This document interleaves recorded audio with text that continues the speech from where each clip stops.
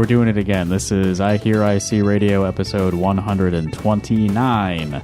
This is the February 2024 edition of the program, which in recent months has become a monthly feature on the Rock Hard Caucus podcast feed. I don't need to do the whole history in every episode, but it used to be a real live radio show weekly on KRUI in Iowa City. It is Valentine's Day today. We're celebrating love all around the world. And what better way to do that than to talk about art here in Iowa City. The love of all people all around the world. And today I am talking with a friend of mine. Welcome to my living room, Emma. I haven't been before. It's lovely. I didn't know that you had like color coordinated your records down here. Oh yeah, I bet you will like that series. This is a series of vinyl that I got for my wife years ago as a gift. Mostly for the aesthetic. The rainbow gradient is very nice. The Great Men of Music. Right. Yes, the series is called The Great Men of Music. As we all know, men are the greatest at composing music. Yeah. I was once told that there were, in fact, no women who make classical music. So yeah. Well, let's name them. The women, that is. Name every woman, Justin. Oh, shit. I heard you're a big fan of women. Name one. We'll get into a woman that I know both of us are a big fan of. Maybe we'll save that for later once we've found a lull in the conversation. All right. But let me properly introduce you. And conversationally, I'm going to call you Emma. That's if I fine. say your name. Totally okay. But artist name, I'm reading this bio from mdenneymusic.com. Which I do not remember updating, so that's we'll see. That's what most people say when I pull up their bio on their website when I do this show, is like, I don't know what's there at all. So it's fun for everyone involved. There's surprises for both sides of the conversation. M Denney is a sound artist, electronic musician, guitarist, writer, and occasionally lies about being a composer.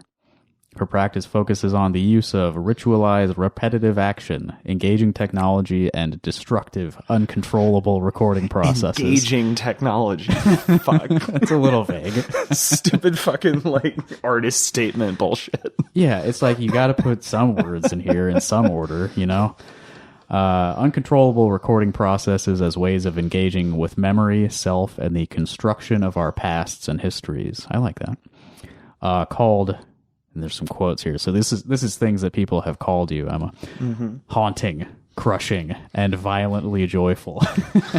That's great. Yeah, that last one was the LA Times once. That was awesome. Rad. Yeah, that's best great. Review I've ever gotten. M's work looks to build aural spaces for raw, vulnerable intimacy. Her long-running project, The Water Will Come, uses poetry and performance text to examine our relationships to nature and relates ideas of queer experience through the discovery of the self as nature. That's all hyphenated. Self as nature. Yeah. The concept. I'm going to skip a little bit of this and get this last part because it has something I forgot about that I think you told me once. Mm-hmm. Born in Iowa. I was. M grew up in the Washington, D.C. area, received a BM in Jazz Studies from Shenandoah University, and holds an MFA in Composition and Performance from California Institute of the Arts, colloquially known as Cal Arts, where she studied with Michael John Fink, Wolfgang von Schweinitz. Wolfgang von Schweinitz. We can get into Wolfgang. He's a wild guy. And Michael Pizarro. I need to update that. Michael Pizarro Liu, he hyphenated, got married, and does the hyphen now. All right. She is currently pursuing a PhD, but that may be a subject that we avoid. Please. Anything, but I'm dissertating as we speak, and I would like to die. Are you loving it? Right. So I knew that you grew up in D.C. mostly. I had forgotten that you were born in Iowa. Where was that? In Iowa City, proper. Here. In the early 90s, my dad was like a city planner. A lot of the like early like bike infrastructure in Iowa City, he designed. Oh, okay. Well, that's so great. Just lived here and then lived in Coralville over on Holiday.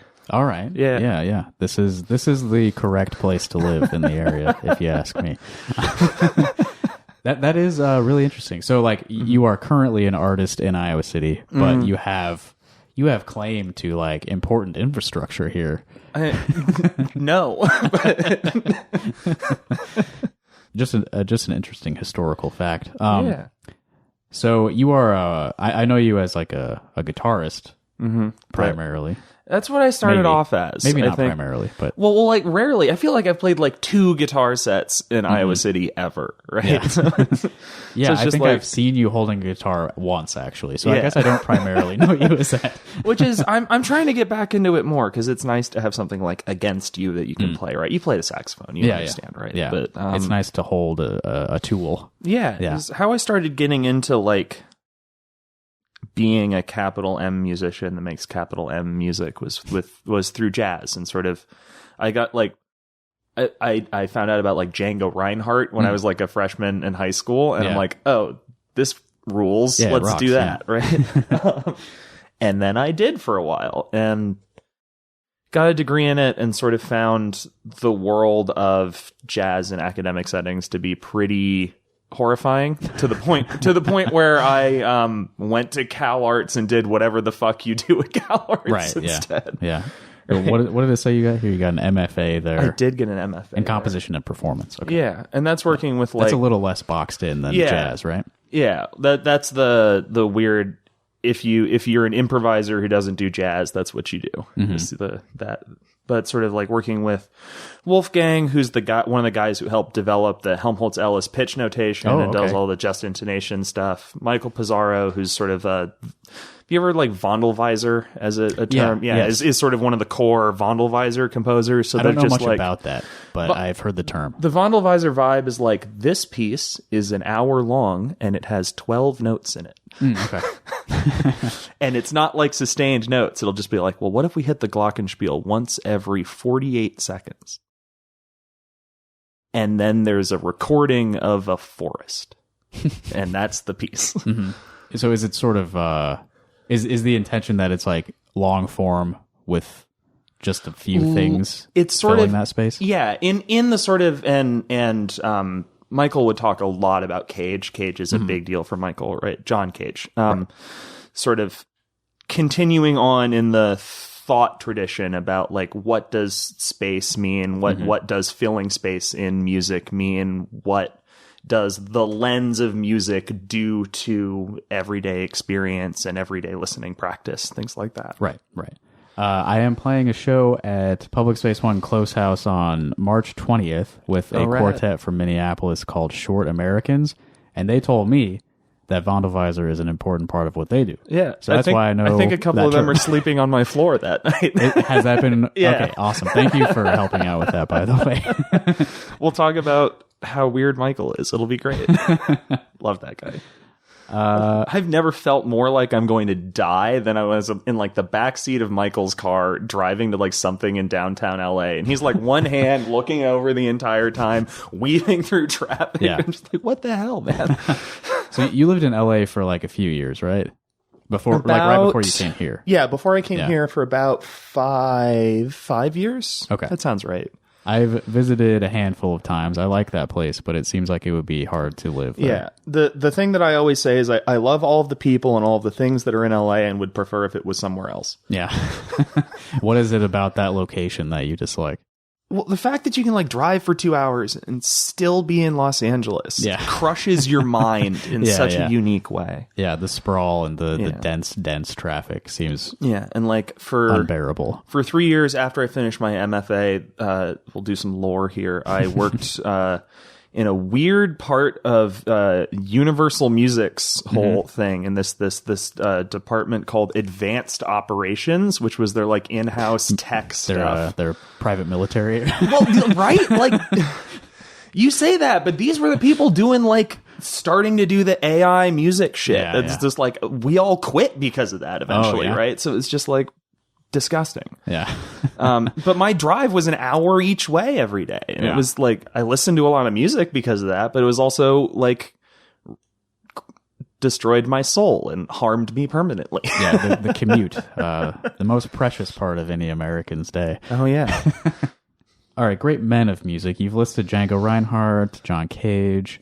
I have. The woman that I was alluding to earlier, I know that we share... There could be like 4 people. I'm so curious. I know that we share some love for Wendy Carlos. Mm-hmm. Yeah. I have. I told this story to a friend of the pod, Sarah Ann, the other day. I should interview her on this. Oh, yeah, she'd be great. Yeah. Or them? I don't remember. I think her. It doesn't matter. It matters to me. It matters what I say. Yeah, I think, right. It more than matters. anyone. It does matter. Very frankly, it does matter. But also, podcasts have editing. That's true. Yeah. Well, I'm leaving all this in anyway. No, to give a little bit of a personal story, I was, I think, 12 or 13 years old when the first time I saw Tron. Mm-hmm. And that's not like the best score in the world or anything, right? But it was the first time I was ever watching a movie and be like, oh, the music is part of what makes the places in this work. Absolutely, the music is a really integral part to how I, watching this movie, understand the movie, right? And understand the world and understand how it all works. Yeah. And then I got to the credits of that movie and I was like, who did the music for it? And it's like, Wendy Carlos. I'm like, who's this Wendy Carlos person? Oh, there's a lot there. Wait, what is being trans? Yeah. She like, was, well, yeah, she was like the first like real person I was aware of who had transitioned. Yeah. Well, right. Like I'm playing this piece, in, when is that show? March 4th? Let me look at my own poster. Your drone show? Right? Yeah, my drone show. I think it's the 4th. Yeah. I'm playing this piece, 1967, which is about sort of, it's taking a weird delay system that Pauline Oliveros came up with in 1967. Oh, there's another woman. Yeah, right. I was like, it could be Pauline. You could mean Pauline because Pauline's rad as hell. But and then taking some of Wendy Carlos's tuning system stuff and her like early synth design stuff and running it through Pauline's whole like delay brain situation. Yeah, it's a very cool combo. Yeah. Yes, it is March 4th. This is also... Oh, it's in Cloud House. It's in Cloud House, yeah. Okay, March 4th. Which is heated now. It is heated now. Yeah, I went to a Feed Me Weird Things show there a couple weeks ago, and there was heat, and I was sweating. I had to take my coat off. Wasn't that Screamo Prom? Wasn't that night? Yes, it was. Yeah. Although the Feed Me Weird Things was surprisingly well attended despite the competition. Yeah. So March 4th, Cloud House, now with heat. M Denney, Christine Burke, and... I have never asked Brie how to pronounce her last name. It's either Senior or Senor. I want to say it's Senior, but I don't know. Yeah, Brie Senior. Yeah, you know, we're making a lot of mistakes today. Yeah. By the way, it's her debut show, and I'm stoked for everyone to hear that. Great, yeah. It's going to be beautiful stuff. Yeah. By the way, I pulled up Sarah Ann's Instagram. It says she, they. So we're in the both clear. Right. we're all good. So the Tron soundtrack was kind of your first encounter with Wendy Carlos. I remember, I'm fairly certain I heard an excerpt of Wendy Carlos's collaboration album with Weird Al when I was in elementary school, though I wouldn't have been aware of her really. I have physical copies of pretty much every one of her albums except that That's one. a rarity. Right? Yeah. They collaborated on a retelling of Peter and the Wolf, which is very interesting. It's a really how did they? Yeah, how did that even happen? Yeah, but also really weird. Of course this would happen. Yeah, it makes sense, but it's I don't know the details. I've never read anything about how they met. Yeah, and it's not like Wendy gives interviews, right? Right. Pretty reclusive person. Yeah. And then, I remember her coming up in some 20th century theory class of mine, and learning more about she used to have a different name. Oh, that's interesting. This is what's this all about? Yeah. Who's this woman with the fake sideburns in this video they make everyone watch? Yeah. They're fake. They're fucking glued on. It's the funniest thing in the world. I remember exactly what you're talking about. Yeah, the pre-transition Wendy, or pre-coming it's out. Not. Yeah, exactly. Because she started transitioning in 1967, right? So it's a whole things were. I know too many things about Wendy Carlos. I know that I listened to the soundtrack from The Shining in high school. Maybe that's the first thing I heard of hers. Yeah, and that's one of the ones that and Tron are sort of the most like available of, and I guess Switched on Bach are sort of the most like available of her work. Sort of past that, it gets pretty difficult to find. She did stuff for Clockwork Orange also. She did stuff for Clockwork Orange. So those are sort of the three films that she's really known for working on. Yeah. You were talking about her tuning experiments. Her tuning stuff. Is it God, what's the album called? It's got like Beast in the title. Yeah, Beauty in the Beast. Beauty in the Beast, right? Yeah. I remember finding a copy of that probably 10 years ago and listening to it at work and just like, ooh, a whole new world. Opening up in my mind. Well, that's I sometimes like guest lecture in like post-tonal theory classes and stuff, and I bring she has like her own version of like the instruments of the orchestra like thing, but it's just about different things that synthesizers can do. Oh yeah, I've listened to that. And the last bit of that is talking about tuning, and so I usually play that in my lecture when I'm trying to like introduce people to JI and just intonation and things like that. Of course, her system isn't, but it's a whole thing, right? Yeah. I remember I was I've been teaching freshman music theory for the past few months, and like the first few days, I'm having to like go back and try to put myself in their shoes. Like I don't know any of the things that I now know. Yeah, and like I'll like accidentally say something like, "Oh, 12-tone equal temperament," and they're like, "Yeah," they're like, "What the fuck is that? What's a temperament? What are we talking about?" And even I don't know that I could answer that question. Like, raise your hand. Professor Comer, what's a fourth? Right. What are you talking about? They know about half steps and whole steps. Yeah, they're not really a decent enough place to start. Right. Yeah. Not that there's anything wrong with them not knowing about the development of the pianoforte and the standardization of 12-tone equal temperament. They shouldn't know about that. And the standardization of 12-tone temperament as like an artifact of like the Industrial Revolution and sort of like the expansion of capital and shit, right? It just gets wild. Yeah, there's a lot there. Maybe we should play some music though. Yeah. Do we want to switch over to your laptop? I've also got your Bandcamp pulled up if we want to play anything. What's on there. Bandcamp? How do we want something like that goes hard or something not out of the gate? We can go hard. I don't know why not. Go to that Iowa Salation mixtape, which is not on my... it's not on yours, but I can find that. Yeah. I'm also not... I don't use the name that's on there anymore.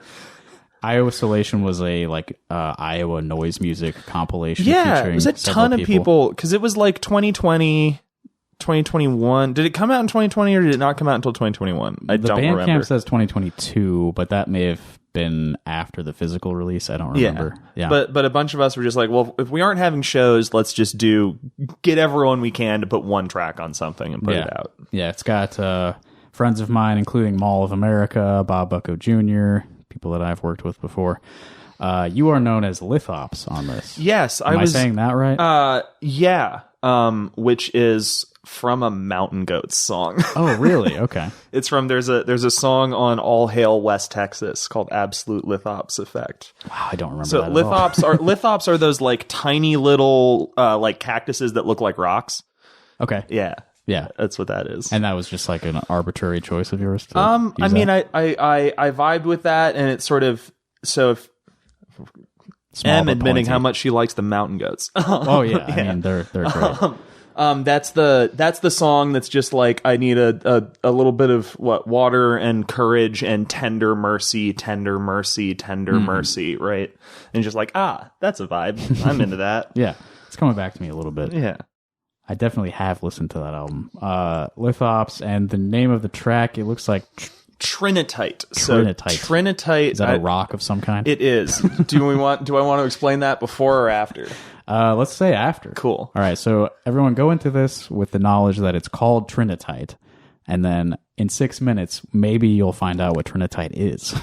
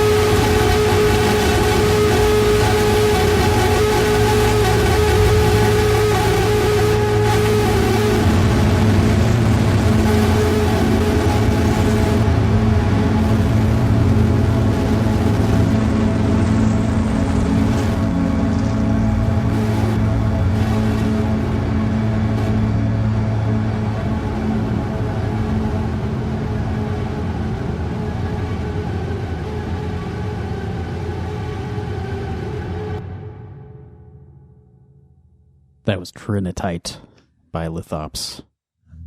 Lithops, who I'm looking at right now. Who is M Denney and does not use Lithops for anything anymore. Is there a reason you stopped using them? I honestly wanted to start putting stuff out under my own name, if that makes sense, right? Sure, and sort of not have that kind of distance. Right. I was about to say, there's like a separation. Yeah. Even like M, which isn't the name that I go by with a lot of my friends, is a name that I've used and I used to use quite a lot, right? So it's just like, yeah, this is fine. Yeah. Is there a reason behind the M to Emma shift also? Yeah, sure is empowering when all of your arrest warrants say Emma on them. And do we want to tell people what a Trinitite is? Yeah, Trinitite is this little thing that you find out in the Utah desert. It looks sort of like sea glass. It's sort of that like faint kind of green color, and it's translucent, and it's leftover material from the Trinity nuclear tests. So what happened was that the nuclear tests happened, and it forced all of this sand and dirt and grit in the ground up into the air and melted it, so it essentially rained molten glass. And that's what's left. That's a cool thing that they did. Yeah, real cool. Shut fuck. So that was part of the Iowa Solation Iowa Noise compilation, which is an incredible compilation. Some good people stuff go on check that out. Yeah. I love this whole record. There will of course be a link to the album itself in the podcast description. For anyone who maybe is listening and is not as accustomed to this type of music, could you tell us a little bit about what's going on there with that piece? Yeah, so there's a couple of layers, but the main thing that's sort of like, if there's a melody line, is me improvising with a thing that's called a no input mixer. So for people who aren't familiar, that's you literally like take a mixing board and take its outputs and plug those back into its inputs and play the feedback. So you use the EQ controls on the channel strips and the volume and what you're sending to things. And I was also like bouncing it to a harmonizer and a delay and extra distortions and all this stuff like you do in doing that. But it's sort of treating the mixer like an instrument and sort of playing the feedback as an instrument. Yeah, definitely. Which I didn't do that for like a year or two because I was focusing on this, which I pointed to my computer off screen. Yeah, sorry you all can't see that. There's a laptop there and a laptop here. And laptops everywhere. Laptops all over. Yeah. But I've started getting back into doing it again because it's I love how much attention you have to pay to it for it to do anything, right? like if you're not, it will not ever do exactly the same thing again. Right, it's very unpredictable. Yeah, and it will also, like, it's so sensitive to even, like, how hot the room you're in can change how, like, how signal flows and therefore gets blown up because it's just feedback, so every little thing gets exponentially scaled up, right? Yeah. So a mixer is not supposed to do what you're doing. No, it is not. It's not amazing for it to do right. it. If you go too crazy, don't use your nice mixer for this. Yeah, this is for the pawn shop mixer that you got. literally the pawn shop mixer. Didn't I buy it from you? I bought it from someone. I don't think so.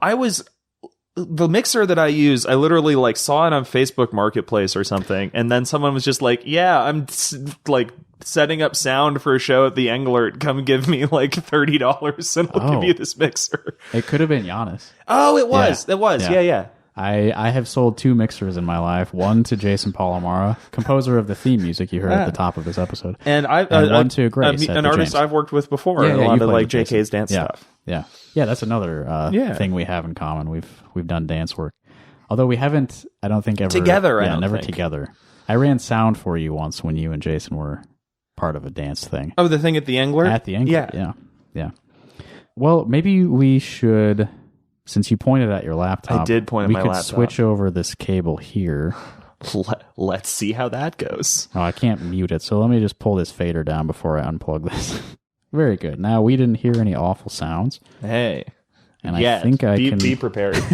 Well, none of the unintentional awful sounds. Yeah. All right, let's see how this goes. We're a little unstable here, but let's see. Yeah. So what to. Justin just did is plugged into my laptop where I have this. I'm not going to explain what Max is. It's low key just software that I wrote, but not really. Yeah. Max is a programming language for people who aren't for people really. who don't know how C sound works. Yeah, which is me. Yeah. Which is sort of my live setup for how I do things live. So for example, it often it's all sample and recording based. So I usually run a drum machine into this and like record loops live and things like this. But I can sort of bring up a sample. Right.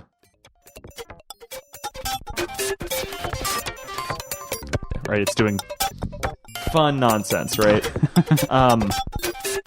If I turn, you're seeing this number twitching around. Yep. So that's doing like 0 crosses. That's not going to mean anything to anyone. Scaled a bunch of different ways. It's essentially a way to generate semi-random triggers that are related to what the sound is. Right. So you have you put like a sound file into this program, and now it's using that. It's just looping that. And what I can do is I can take that information and start to control like where it's panned based on that information. Yes. If you're listening with headphones, you can hear stuff left and right now. It's not mono. And then I can start to do things like time stretch it, like really dramatically. And what sounds really good is if I start to include this glitch effect. I'll turn the sensitivity up so that it'll trigger. Come on. Do things. I can trigger it myself.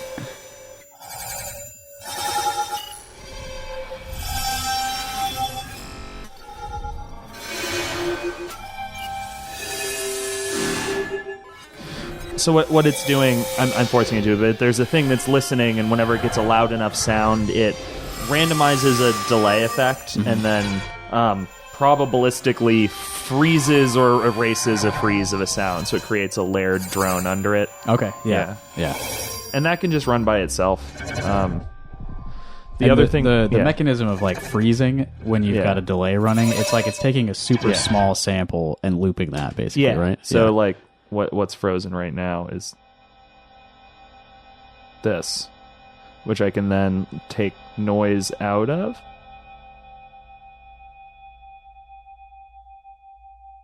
Just be like nice, pretty drums, pitch, or it's just like gnarly. Yeah.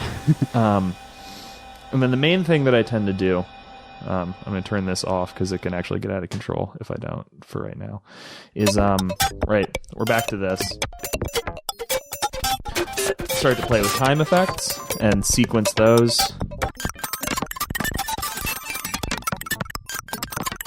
To get pitch material, and then have this sort of like random slice effect, so I can slice this sample into a bunch of different tiny loops. Nice. Yeah, I like that. And then use this horrible knob, which introduces feedback into the control path for the audio playback. So it starts to make it gnarly, and then you can go all the way over.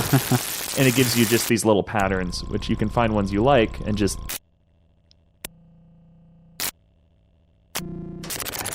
hang out on ones you like. Yeah. I like how it ends up making its own rhythms when you do that. Exactly, right. I always like how like a thing I usually say is that like all this nonsense is in here already. We just like without this sort of like way of looking at it, you don't know how to find it and how to do anything with it, right? Yeah.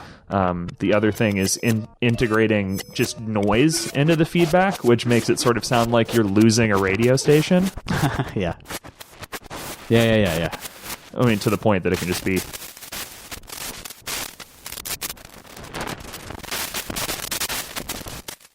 And I love playing with radios. So and then you can do things like, I can say, oh, I kind of like this. Let's go over to the second channel, say, I like what's happening in the first channel. I would like to record that. Let's record it a little louder.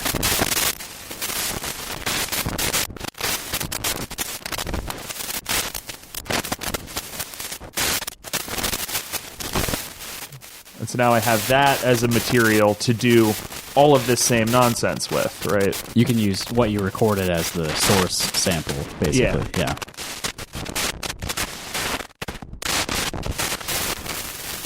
Add more noise, add more time stretch effects, things like that. It's a little denser than the original. Yeah. And what is the original sample? Because we're only hearing the original right? sample is this. So the original sample is this is just a drum track I made. Okay, and this one's unedited. This right. is So that's what we started with, and then everything. And then it comes, and then you can get it to right.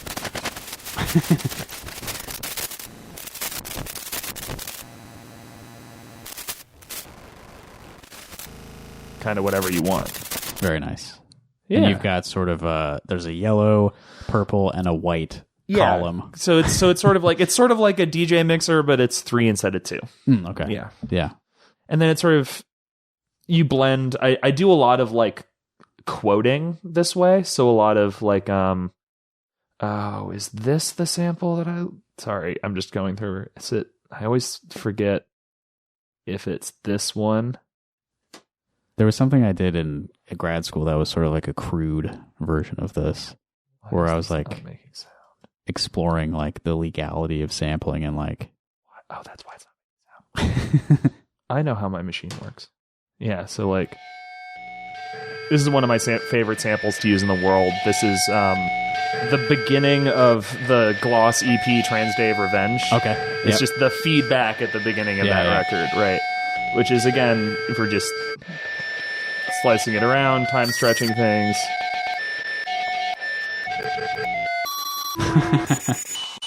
Right, I can make this really, really fast. Nice. You can start to have like, cool, this is a thing that I can start to make a beat out of and can start to be a track. Right, yeah. If you wanted it to be. And you're starting with a sample that is how long? How long is that feedback? Sorry. Oh, right, because it's still in slices. About 5 seconds. Right, yeah. So out of a 5-second sample, basically what you were saying like a minute ago was like, there's a lot in that 5 seconds that can be developed into other things. Yeah, and especially like, if you slow this, I love how this one sounds incredibly slow, right?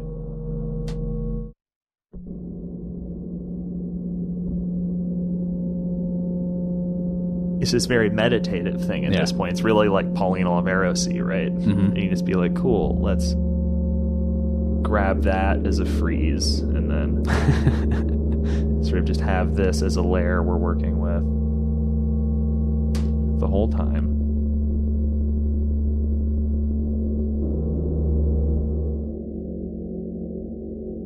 Start to bring in like time stretch version of this effect.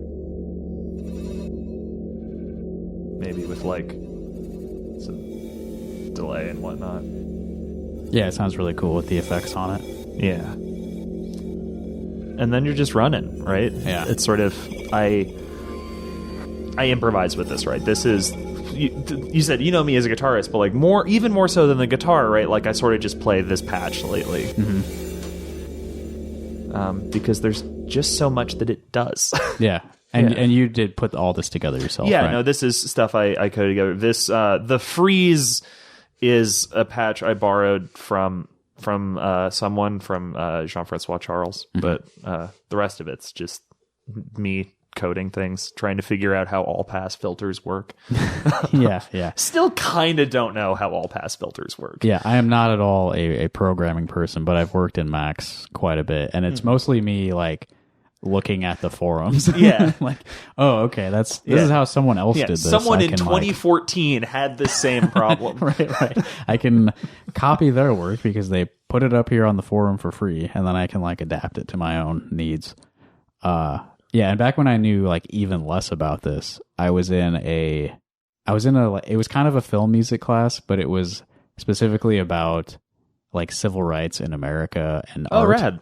And I was like really interested in like sampling and like how that was sort of criminalized because it was primarily used in black music, you know? Yeah. Oh, that's it's a whole thing. It's so gross. So I was like I was doing a lot of research on that and like how sampling is just basically illegal unless you give the original artist whatever they ask for and then they say it's okay. Yeah. And so I was thinking about the concept of like, well, what if you're sampling it in a way that it's like impossible to know what it is? So I was researching like what's the shortest amount of like how short can a sample be or how long can it be before you recognize it as pulled from somewhere else? Yeah, before you have to pay someone for it. So I basically wrote a patch that I could put a whole song into and it would cut it up into bits that are like shorter than you can recognize with the human like memory and ear. Yeah. And just letting it sort of like make its own piece and rhythms out of sort of like chunks. what is the critical band of a song, right? Yeah, basically, yeah. But if you get like multiple of those tiny chunks, do you start to recognize it? Oh yeah. If you pull enough of them, like did you? Was that your experience of it? I'm so curious. At the time, I like did a demonstration of it in class with like what were the highest charting songs at the time and tried and nobody was able to tell like what I was using. So rad. However I programmed it, it like wasn't enough. Oh, is it Laura Steenberg? There's some LA composer who has a patch that does like it transcribes pop songs and gives you notation, but it's not very good. So it gives you like really complexity, nested tuplets nonsense, but then it's just like Uptown Funk. It has a whole like band. This is probably years ago at this point that just like tries to play those. That's awesome. Well, yeah, I mean the way that we look at music on a page is actually like so simplified from what a performance is actually going to be that like, the program is like actually trying to really like precisely replicate what it hears probably. Yeah, and it just and that's just not how humans it's just impossible, listen or see, right? Yeah. Oh yeah, that patch that I was talking about that I made, it's called the Violator. Ooh. What's yours? This one is called Untitled Number 2. Awesome. Because there's a version of this called Untitled Number 1, which is just the little feedback piece and no other things. You extrapolated from there. Yeah. The one that I primarily use for like when I accompany like an improvisation dance class is called Lupita. Like L-O-O-P, Lupita. Yeah. Named after the little girl from the, I think, Spanish movie Santa Claus. That's a gap. I don't know that one. It was on Mystery Science Theater, so that's how I saw that. I don't know. I've like never watched MST3K. Yeah, people talk about it constantly, and I never have any idea what anyone's talking about. Yeah, it's a certain type of person is very into it, and I'm kind of that person. But it's also a time commitment because every episode is, movie length. Yeah, right. Who has that kind of time anymore? I don't know. I'm definitely a 4-hour video essay person. So. Yeah, I did watch the Snyder cut of the Justice League, which is also 4 hours. Although, the idea of Mystery Science Theater 3K is also somewhat analogous to what we're talking about now, where it's like making something new out of a thing that someone else already made. Yeah, and sort of... It's interesting because, like, I don't know what your approach to this is, but, like, all of these samples I feel a lot of things about, right? A sample doesn't make it into the live setup if I don't These are like... meaningful, too. These are meaningful. It's right. Stuff like Trans Day of Revenge, there's... These ones are often explicitly not recognizable, but, like, I'll throw, like, a bar of Whole New World from Sophie's album in there, right? Yeah. Like... one chord from a Pauline Oliveros thing, right? Or, God, as much as I kind of hate Team Dresch as a band, I pull a lot of samples from Personal Best. What band is that? Team Dresch, who are like an early queercore band, sort of Riot Girl adjacent. Yeah. Yeah. Do you know about Pansy Division? Yeah. It's similar. They were coming around at the same time. Mm-hmm. Yeah. The album, not the album, the title track of the album, not even title track, I can say words. The first track of the album is just called like Faggotarian and Dyke or something, right? And you're just like, hell yeah, let's go. Yeah, edgy, badass. Yeah. And it's just like, really wish that Kaya wasn't kind of a TERF, but you know, that's life. Unfortunately, that's the 90s. A little bit of that in that scene. Yeah. A little bit. Maybe it's rampant. I don't know. Maybe this is too big of a question. Do you have any like grand schemes for like projects you want to complete in your life? I want to actually put out a book. I mentioned The Water Will Come. You mentioned it it's in your bio. In the bio. I want to finally put the first bunch of that out as a book. So those are sort of my response, my way of thinking about sort of similar to like Pauline Oliveira's text pieces or like Yoko Ono, like those grapefruit pieces, things like that. It's sort of or even like Stockhausen's From the 7 Days, I think about a lot in these, which is From the 7 Days are pieces that will just like play a sound until it fades into the distance and turns into a sunset, like gently shimmering fire or something, right? Yeah, it's I remember just that like, one hell for sure. yeah. Let's go. You were high in German and it was the 60s. Yeah, I actually don't know a ton about your text work. Yeah, I can. I don't have your Wi-Fi password. So. Oh no, wait, no, I just have a PDF. What am I talking about? Okay. But yeah, this is something that you've gotten increasingly into recently, right? Well, not even. Okay. So I've been doing these since like 2016. Okay. But they've become much more of like how I talk about my music lately, if that makes sense. Yeah, which is a challenge for a lot of people. How to, like, why talk about this stuff, you know? Yeah, right. It's so a lot of my work will start off as these, right? Where the fuck is it? It's one of those things that I have like, The Water Will Come, February 2023. The Water Will Come, April 2023. It's just like, which one do I even look at anymore? Here we go. Yeah, right here you can see there's like how many different versions of this. I see a 2 in parentheses there. That's you know you're in trouble at that point. Yeah. And then the dark precursor Deleuze and artistic research immediately after. Never read Deleuze. It will ruin you as a human. Yeah, well, I'm safe from that. I haven't hurt myself in that way. Yeah, but it's sort of a lot of like brief text things. And so like this is the first one I ever wrote in 2015, which was for a score for a play, actually. It's part of a music. And we're looking at a 53-page PDF right now. So. Yeah, I think there's one. It's longer than this now. There are 52 in the first volume, so there's one for every week of the year. Nice. Because good way to organize it. I like formats like that, right? Yeah. Just like 7, so you can do one every day of a week, or 52, right? Units like that. The cycles we live our life in. Yeah, so it's a piece called Break the Circle, and it's sort of 5 chunks of text that say, find the center, form circles around the center, let the circles intersect, begin to collapse the circle, destroy the circle, realize the center. And that's a form, and then it's like displayed on the page in ways that if a performer is looking at it, or if I'm trying to remember it, if I'm playing it live, and you're like, oh yeah, it does a little like curve there. It has blocks and pieces, and it's split up. Yeah, the lines there. Mm-hmm. Yeah, and sort of they start off really simply like that. So Trinitite was what you played earlier is one of these. Oh, really? Okay. That's actually very interesting to know. Yeah, make the connection there. Yeah, is this one. So it's in like 3 segments, and it's about like rock and fire and monoliths and things. Right. So, most people think of written music as like notes on a staff, but you are starting with text. Yeah, starting with text, like purely what is the vibe, and sort of how, like, meaningfully, what is the emotional place I'm coming from in thinking about this work, and how does this work physically sit in how I'm picturing it, right? Mm-hmm. And like I rarely cared that much of, like, as someone who's into just intonation, is into like, well, you actually need to play this pitch 31 cents off from where you're playing it.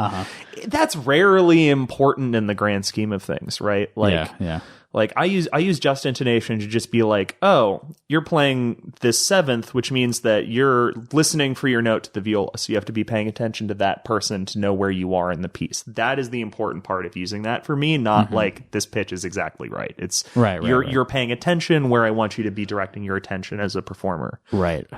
And the overall sound of just intonation Which is like just so cool. Yeah, it's just I mean, maybe not everyone would hear it immediately, but like it's just sort of like more pleasing intervals than equal temperament.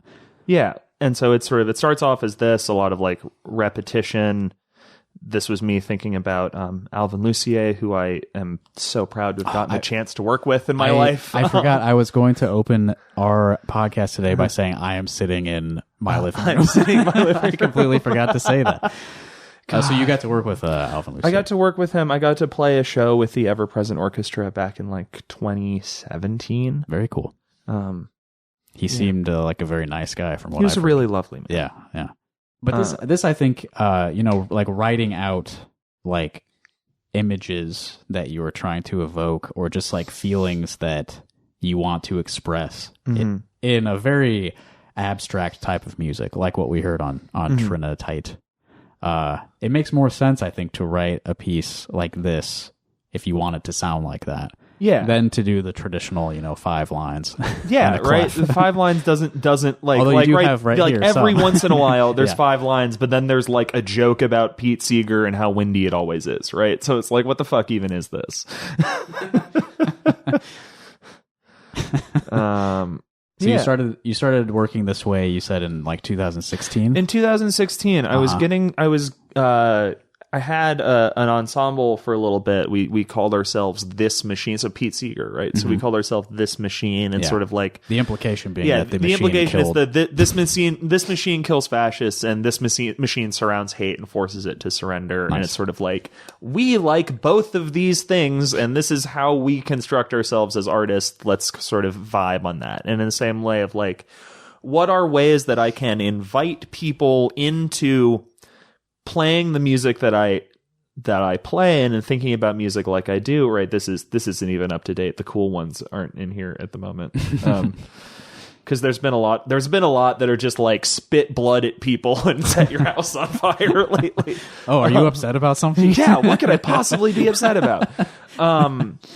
But in that sort of like Pete Seeger, how do you include everyone in what you're doing? How do you invite people into the work and make the listener just as much as part as performing, and all the other people who are on stage just as much as part of listening as you?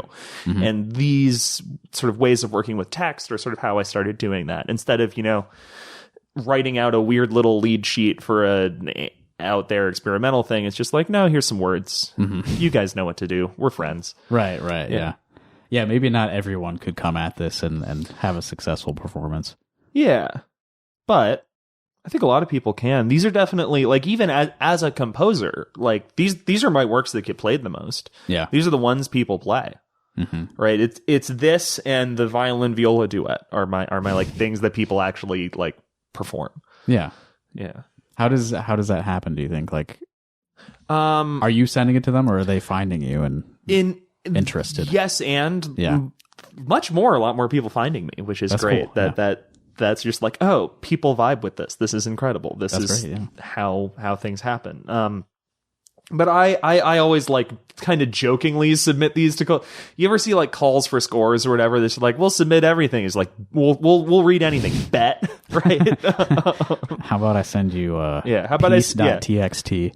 Yeah, exactly. Like, what if it's literally a text file? Yeah. Like, my only work with text like has been very like specific, a list of actions. I haven't done so much of this kind of poetic work. Yeah, I like those lists. Well, I like some of it is right. I sometimes touch on list of action stuff because it works, right? Or like this one, which is called Murmuration (parenthesis). There are too many poems about birds.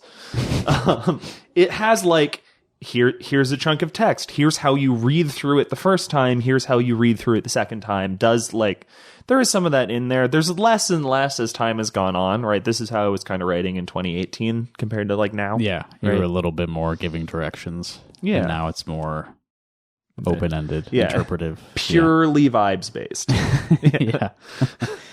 Yeah. I like the thought that like a lot of people don't do pieces like this, like aren't doing this kind of work, but I think most people could. Exactly. If they wanted to, I think most people are capable of performing this kind of music. Well, and I think honestly, a lot of people right. I don't know about you as a musician, but an idea for a piece rarely starts as, okay, so there's a B flat there.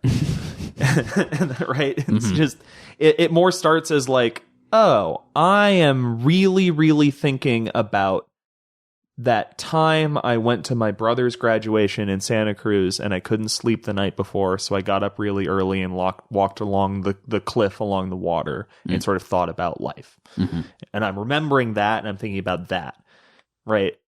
Instead of, okay, but that was a couple of chords, and then that sort of, instead of thinking like, how do I make a sound that evokes that, just focusing on the thing you want to evoke and describing that for yourself and sort of putting your own, like, you're not removing yourself from that memory. And so this is sort of like how I remember the emotional place that I was in at that point in time. Things like that. Okay, earlier I used the word abstract. Yeah. But honestly, this is sort of less abstract. Sort of not, right? Yeah. It's sort of an attempt,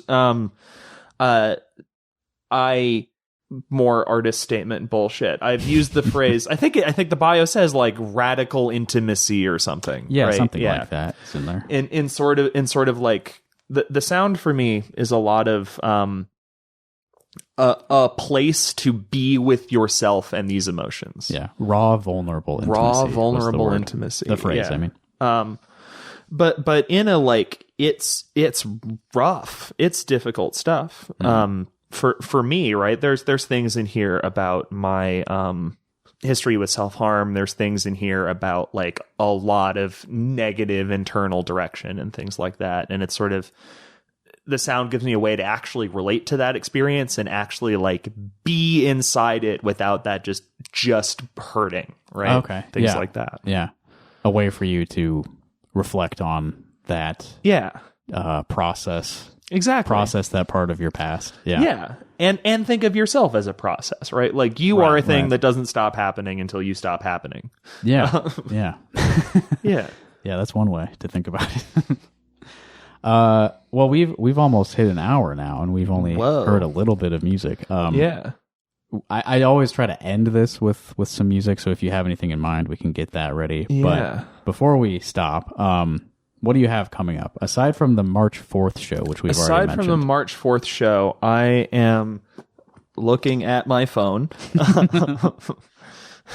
I have a show just got announced yesterday on March 23rd at Purgatory with Past Heaven, who are incredible. I have yet to see them, but they're so good. Good, like, missed a lot of opportunities. Shoegazy, emo-y, all the stuff you want to be in there vibes.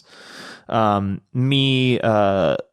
This World Is Not Kind. It's their first show. New band. Incredibly excited. And then The World in Broken Glass, who are an incredible screamo band. It's going to be a good night. They're touring, right? Yeah, they're the touring band. Where are they from? Yeah, sure. I don't know. I don't remember. I don't know. But that'll be a fun sort of eclectic mix. That'll be cool. Yeah. I love playing on those like punk shows, right? Yeah. It's incredible to that the scene has overlap like that, and that like the show at True Coffee at time of recording last weekend, right? That like True Commando was on. Oh right? yeah. Incredible to have someone who does like well with that group. Yeah. Noisy, breakbeaty, like hardcore jungle, everything in there, and then boot camp. That's a show that happens a lot, is incredible. Yeah, he did a set at Pokey Fest that it was really fun. He just had like a column of like gear. Yeah, right. That was just like I played with him at the Feed Me Weird Things that Wolf Eyes was on. Was me, him, and Wolf Eyes, right? And that was like. That was that was so funny because like a bunch of people showed up to that not expecting Wolf Eyes to be old noise dudes. It's just like, that was my first time ever seeing them live. Although, they're great. They've been around forever. Yeah. That was a much more like relaxed set than I expected. Yeah. Yeah. All right. It was very chill. That was March 4th at Cloud House, March 29th at Purgatory. March 23rd at Purgatory. 23rd, sorry. And then April 6th is the Saturday of you're playing Mission Creek. Yeah, Mission Creek. I am playing Saturday night of Mission Creek at Gabe's. Cool. Yeah. Have you played Gabe's before? downstairs. I've never played upstairs before. Cool. Yeah. Well, Crystal is a wonderful person to work with. Yeah, no, I love Crystal. She's great. Yeah. Yeah, I'm incredibly excited for that. Vaguely surreal because I'm defending my dissertation the day before that. So it's going to be like, I am going to die, and then there is this show. And then rise again from the ashes. Rise again from the ashes, somehow more bitter than before. Yeah, you may be expressing some more negative feelings in that set. Right. They've signed the paper. There's nothing they can do about it. Yeah. Anything else that you want people to pay attention to or look at? Follow me on Instagram because that's where I put most of my stuff. Just M Denney _music. That's also where you find my new special interest obsession is all of the details on all of the anti-trans bills that are happening. And so if you want to find things out about that, you will also get that by following me on Instagram. Emma has been doing a great job keeping up with all that and explaining it to anyone who can't read the intentionally vague and ambiguous legalese that goes into legislative bills. Yeah. And if you're listening to this, you probably have some interest in politics and you probably like trans people. Yeah. So I think I can't imagine a person who listens to Rock Hard Caucus who is apolitical. That would be an interesting person. If you're out there, reach out. Detective Ian Mallory. Yeah. Hello, Ian. I am sure you are probably listening to this now. Sup, motherfucker. I mentioned a show I'm playing on March 20th. I'll put my shows at justinkcomer.com/shows. And I know there's a couple others in March that aren't finalized yet. So if you're interested in hearing me play a radio and a saxophone, probably... justinkcomer.com/shows will be the details. Do we have an idea of something we should end with? Yeah, Breaker is good, or the last piece I will write on this piano, but the last piece I'll write on this piano is long. Well, let's go with Breaker. Where can I find that? It's an EP. It's just it's a 2-track. It's with that and that's on your Bandcamp. Yeah, it's on my Bandcamp. Right. There's the other track on there is called Eternal Pilgrim, which is the name of a magic card, because that's the kind of human being I am. Oh, there it is. Yes, Breaker and Eternal Pilgrim, which are on an EP called Pasts. Yeah. Yeah. Which you released in 2022. I did. And I got to switch this cable back over to my laptop. Oh, good. I am working on a new thing. So the stuff that I was sort of messing around with the patch and sort of that live setup, I don't have a record of that yet. There will be a tape at Mission Creek that will exist. Great. Buy a tape at Gabe's. Everyone loves to buy tapes at Gabe's, right? It'll be a great opportunity. Oh, yeah. Just buy tapes, period. Yeah. And then, rip them out of the casing and cut them into pieces and make new things out of them. Yeah. That's the process. That's art, baby. All right, I got Breaker here ready to go. You can find this at mdenney.bandcamp.com. I'm sure that you can see the title of this episode and you can see that Denney is spelled Denney. All right, so you can go find this stuff, and you can even give her money for it if you'd like. I would, in fact, love if you gave me money for it. Everyone needs money. It pays for goods and services. That's right, yeah. To stay alive, unfortunately, money is required. So let's go out with Breaker by M Denney. Thank you, Emma, for coming over and having this conversation with me. Anytime. This was a fun time. Yeah. Here's Breaker. Goodbye, everybody.